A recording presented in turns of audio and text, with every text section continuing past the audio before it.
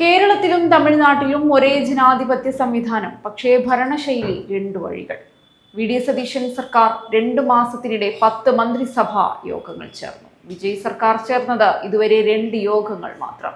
2 ഭരണശൈലികൾ, 2 സമീപനങ്ങൾ, ലക്ഷ്യം ഒന്ന്.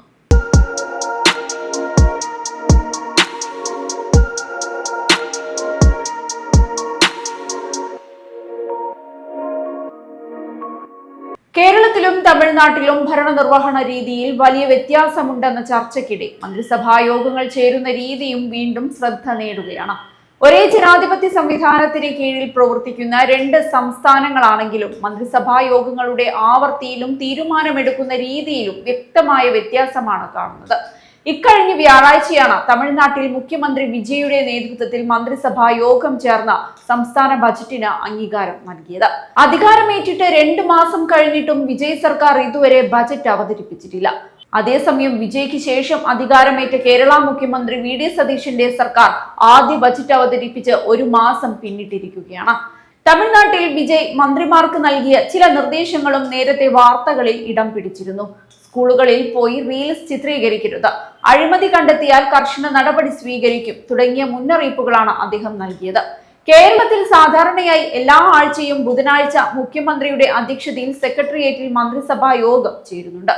ഓരോ വകുപ്പിലെയും പ്രധാന ഫയലുകൾക്ക് സമയബന്ധിതമായി അംഗീകാരം നൽകുവാനും ഭരണ നടപടികൾ വേഗത്തിലാക്കുവാനും ഈ പതിവ് സഹായിക്കുന്നുവെന്നാണ് വിലയിരുത്തൽ.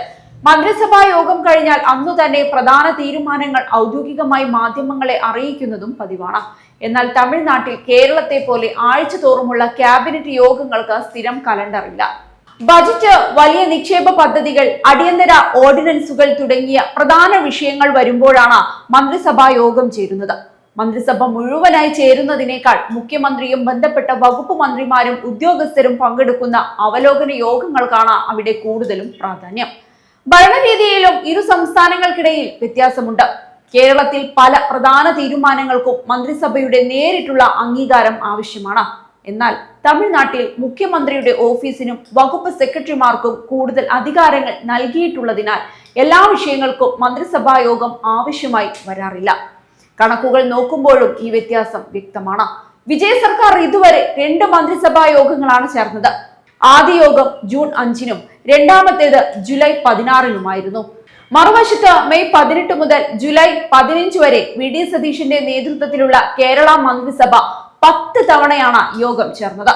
മറ്റ് സംസ്ഥാനങ്ങളിലെയും രീതികൾ വ്യത്യസ്തമാണ്. തെലങ്കാനയിൽ സാധാരണയായി മാസത്തിൽ 2 തവണ ക്യാബിനറ്റ് യോഗം ചേരുന്നു. ആന്ധ്രാപ്രദേശിൽ ഭരണപരമായ ആവശ്യങ്ങൾക്കനുസരിച്ച് മാസത്തിൽ 1-2 തവണയാണ് യോഗം. കർണാടകയിൽ ആഴ്ചയിലൊരിക്കലോ 10 ദിവസത്തിലൊരിക്കലോ മന്ത്രിസഭ ചേരുന്ന രീതിയാണ് പൊതുവെ പിന്തുടരുന്നത്. കേന്ദ്ര സർക്കാരിലും സാധാരണയായി എല്ലാ ബുധനാഴ്ചയും കേന്ദ്ര മന്ത്രിസഭാ യോഗം ചേരാറുണ്ട്. എന്നാൽ അടിയന്തര സാഹചര്യങ്ങളിൽ പ്രധാനമന്ത്രിയുടെ തീരുമാനപ്രകാരം മറ്റ് ദിവസങ്ങളിലും യോഗം വിളിക്കാം.